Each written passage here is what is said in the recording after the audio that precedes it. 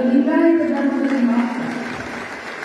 ಇಂಥ ಶ್ರೇಷ್ಠ ಧರ್ಮದಲ್ಲಿ ಹುಟ್ಟಿರ್ತಕ್ಕಂಥ ನಾವು ಇವತ್ತು ಶ್ರೀಮಂತರಾಗಿ ಬದುಕಿಸಬೇಕಾಗಿದ್ದು, ಅದರ ವೈದಿಕ ಧರ್ಮದವರ ಜೊತೆ ಸೇರಿ ನಾವು ಕುಡಿಗಳ ತರ ಒಂದು ಪ್ಲಾನ್ ಅಂದ್ರೆ ಮತ್ತೊಂದು ಪ್ಲಾನ್ ಕುಣಿತ ಹೋಗ್ತಾ ಇದ್ವಿ. ಅದರ ಪ್ರಜ್ಞೆ ಇಲ್ಲ. ಇವತ್ತು ನೀವೆಲ್ಲ ಹಿಂದೆ ವೈದಿಕ ಮಹಿಳೆಯರಿಗೆ ಯಾವ ಸ್ಥಾನಮಾನಗಳನ್ನು ಕೊಟ್ಟಿದ್ದಾರೆ ಅಂತ ನೋಡ್ಬೇಕು. ಒಂದ್ ಕಡೆ ಇವತ್ತು ಮನುಸ್ಮೃತಿಯಾಗಿರ್ಬೋದು, ಅಂಗೀರಸರಾಗಿರ್ಬೋದು, ಯಾಜ್ಞವಲ್ಕ್ಯ ಈ ಸಪ್ತ ಋಷಿಗಳು ಮಹಿಳೆಯರ ಬಗ್ಗೆ ಕೆಲವು ಮಾತುಗಳನ್ನು ಮಾಡ್ತಾರೆ. ಕೇಳಿ ನೋಡ್ಬೇಕು, ಹೋಗಿ ನೋಡ್ಬೇಕು. ನಾನು ಪುರುಷನ ಗೌರವವನ್ನು ಹೆಚ್ಚಿಸಿದರೆ ಅಜ್ಞಾನವು ಸ್ತ್ರೀಯರ ಸೌಂದರ್ಯವನ್ನು ಹೆಚ್ಚಿಸುತ್ತದೆ ಅಂತ ಒಬ್ಬ ಹೇಳ್ತಾನೆ. ಮತ್ತೊಬ್ಬ ಹೇಳ್ತಾನೆ, ಸ್ತ್ರೀಯರು ತತ್ವಶಾಸ್ತ್ರವನ್ನು ಎಂದೂ ಅಭ್ಯಾಸಿಸಬಾರದು, ವೈವಾಹಿಕ ಜೀವನವನ್ನು ನಡೆಸುವುದೇ ನಿಜವಾದ ತತ್ವ ಅಂತ ಒಬ್ಬನು ಹೇಳ್ತಾನೆ. ಮತ್ತೊಬ್ಬನು ಹೇಳ್ತಾನೆ, ಸ್ತ್ರೀಯು ಪುರುಷನಿಗೆ ಏನನ್ನೂ ಕಲಿಸಲಾರದು, ಜಗತ್ತಿನಲ್ಲಿ ಪಾಪವನ್ನು ತಂದದ್ದೇ ಉಂಟು, ಆದ್ದರಿಂದ ಆಕೆ ಪ್ರಬಲ ನರಕಕ್ಕೆ ಹೋಗುತ್ತಾಳೆ, ಆಕೆಯನ್ನು ಮುಕ್ತಿಗೆ ಯಾವುದೇ ರೀತಿಯ ಉಪಾಯ ಇಲ್ಲ ಅಂತ ಮತ್ತೊಬ್ಬನು ಹೇಳ್ತಾನೆ. ಇನ್ನೊಬ್ಬನು ಹೇಳ್ತಾನೆ, ಸ್ತ್ರೀ ಬುದ್ಧಿವಂತರಾಗುವುದಕ್ಕೆ ಬಯಸುವುದೇ ಮಹಾಪಾಪ ಅಂತ ಇನ್ನೊಬ್ಬರು ಹೇಳ್ತಾನೆ. ಋಗ್ವೇದದಲ್ಲಿ ಹೇಳ್ತಾರೆ, ಹೆಣ್ಣು ತಿರುಗಲ ಹೃದಯದ ಬಡು ಅಂತ ಹೇಳ್ತಾರೆ. ಮತ್ತು ಹೃದಯ ಬೇಡಿಸುವ ಹೆಣ್ಣು ಅಂತ ಮತ್ತೊಂದು ಹೇಳ್ತಾರೆ. ಎಲ್ಲ ಬೆಳಕಿನ ಮೂಲ ಹೆಣ್ಣು ಅಂತ ಮತ್ತೊಂದು ಕಡೆ ಹೇಳ್ತದೆ.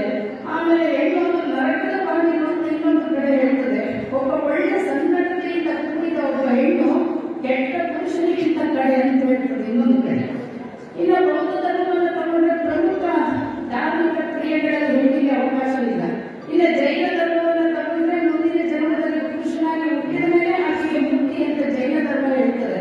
ಇನ್ನು ಕ್ರೈಸ್ತ, ಬೌದ್ಧ, ಮುಸಲ್ಮಾನ ಎಲ್ಲ ಧರ್ಮಗಳನ್ನು ತೆಗೆದುಕೊಂಡಾಗ ನಿಜವಾಗ್ಲೂ ಹೆಣ್ಣಿಗೆ ಸರ್ವ ಸಮಾನತೆಯನ್ನು, ಸರ್ವ ಸ್ವಾತಂತ್ರ್ಯವನ್ನು, ಸಮಾನವಾದ ಹಕ್ಕನ್ನ ಈ ಜಗತ್ತಿನಲ್ಲಿ ಯಾವ ಧರ್ಮದಲ್ಲಿ ಇದೆ ಅಂತ ಹೇಳಿದ್ರೆ ಅದು ಲಿಂಗಾಯತ ಧರ್ಮದಲ್ಲಿ ಮಾತ್ರ. ಈಗ ಶ್ರೇಷ್ಠ ಧರ್ಮದಲ್ಲಿ ಹುಟ್ಟಿರ್ತಕ್ಕಂಥ ನಾವು ಇವತ್ತು ಅನೇಕ ರೀತಿಯ ಮೂಢನಂಬಿಕೆ, ಕಂದಾಚಾರ ನೋಡಿ ಎಲ್ಲ ಈ ಜಗತ್ತಿನಲ್ಲಿರ್ತಕ್ಕಂಥ ಎಲ್ಲ ಧರ್ಮಗಳಿಗೂ ತಮ್ಮದೇ ಆಗಿರ್ತಕ್ಕಂಥ ವಿಶಿಷ್ಟವಾಗಿರ್ತಕ್ಕಂಥ ಆಚಾರ ವಿಚಾರಗಳಿದೆ. ಅವರೆಲ್ಲರಿಗೂ ಏನು ಆಚಾರ ವಿಚಾರಗಳಿದೆ, ಲಿಂಗಾಯತರಿಗೂ ವೈದ್ಯರಿಗಿಂತ ಬೇರೆಯಾದ ರೀತಿಯಲ್ಲಿ ವಿಶಿಷ್ಟವಾಗಿರ್ತಕ್ಕಂಥ ಆಚಾರ ವಿಚಾರಗಳಿದೆ.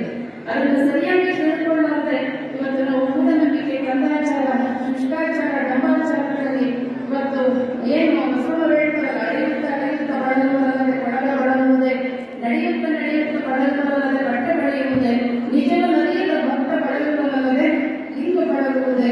ಇಂಥ ಮೂಢನಂಬಿಕೆಗಳನ್ನು ಮಾಡ್ತಾ ನಮ್ಮ ಧರ್ಮ ಏನು ಹೇಳಿದೆ ಅಂತಕ್ಕಂಥದ್ದನ್ನೇ ಇವತ್ತು ನಾವು ಮರ್ತಿದ್ದೇವೆ. ಹಾಗಾಗಿ ಇವತ್ತು ಲಿಂಗಾಯತ ಧರ್ಮ ಅಂತ ಇದು ಪ್ರಗತಿಪರ ಧರ್ಮ, ಇದು ಒಂದು ಜಾತಿ ಅಲ್ಲ. ಇದನ್ನ ಸರಿಯಾದ ಒಂದು ಇವತ್ತು ಜಾತಿ ಮಾಡ್ಕೊತಿದ್ದೀವಿ. ಆಗಲೇ ನಮ್ಮ ಜಾನಪದ ಹೇಳುವಾಗ ಹೇಳಿದಲ್ಲ, ನೀವು ಯಾರು ಅಂತ ಹೇಳಿ ನಾವು ಪಂಚಮಸಾಲಿ, ನಾವು ಸಾಣರು, ನಾವು ಮನೋರು, ನಾವು ರೆಡ್ಡಿಯವರು ಅಂತ ಹೇಳ್ತಾ ಇದ್ದೇವೆ. ನಾವು ಲಿಂಗಾಯತರು ಅಂತ ಯಾರು ನಾವು ಹೇಳ್ತಾ ಇಲ್ಲ. ಸಣ್ಣ ಪುಟ್ಟ ಸೌಲಭ್ಯಗಳ ಸಲುವಾಗಿ ಇವತ್ತು ಲಿಂಗಾಯತ ನಮ್ಮದೇ ಆದ ಒಂದು ಅಸ್ಮಿತೆಯನ್ನು ನಾವು ಮರಿತಾ ಇದ್ದೇವೆ. ಈ ಒಂದು ಜಾಗೃತಿಯನ್ನು ಮೂಡಿಸಬೇಕು ಅನ್ನುವಂಥ ಉದ್ದೇಶದಿಂದ ಇವತ್ತು ನಮ್ಮ ಜಾನಪದರಾಗಿರ್ಬೋದು, ಡಾಕ್ಟರ್ ದೊಂಡದಾರಿ ಜಗದ್ಗುರುಗಳಾಗಿರ್ಬೋದು, ಇವರೆಲ್ಲ ವಿಚಾರ ಮಾಡಿ ಇವತ್ತು ಮಹಿಳೆಯರು ಕಲಿತ ಶಾಲೆ ಮತ್ತು ತೆರದಂತೆ ಅಂತ ಹೇಳ್ತಾರೆ. ಹಾಗಾಗಿ ನೀವೇನಾದರೂ ಜಾಗೃತಿಯಾದರೆ ಈ ನಿರಂತರದಲ್ಲಿ ಈ ಒಂದು ಲಿಂಗಾಯತ ಧರ್ಮವನ್ನು ನಾವು ಹರಡಲಿಕ್ಕೆ ಸಾಧ್ಯ ಇದೆ. ನೀವೆಲ್ಲರೂ ಕೂಡ ಹೆಚ್ಚಿನ ಆಗಬೇಕು ಅನ್ನುವಂಥ ಉದ್ದೇಶದಿಂದ ಈ ಒಂದು ಪ್ರಥಮ ಮಹಿಳಾ ಅಧಿವೇಶನವನ್ನು ಇಟ್ಕೊಂಡಿದ್ದಾರೆ.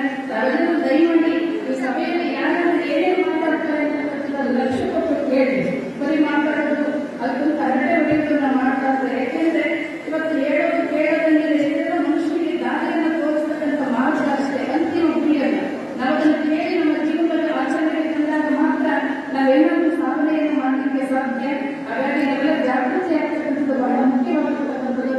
ಇದನ್ನ ಬಹಳ ಕಷ್ಟಪಟ್ಟು ಈ ಒಂದು ಅಧಿವೇಶನವನ್ನ ಇದರಲ್ಲಿ ಸಾಕಷ್ಟು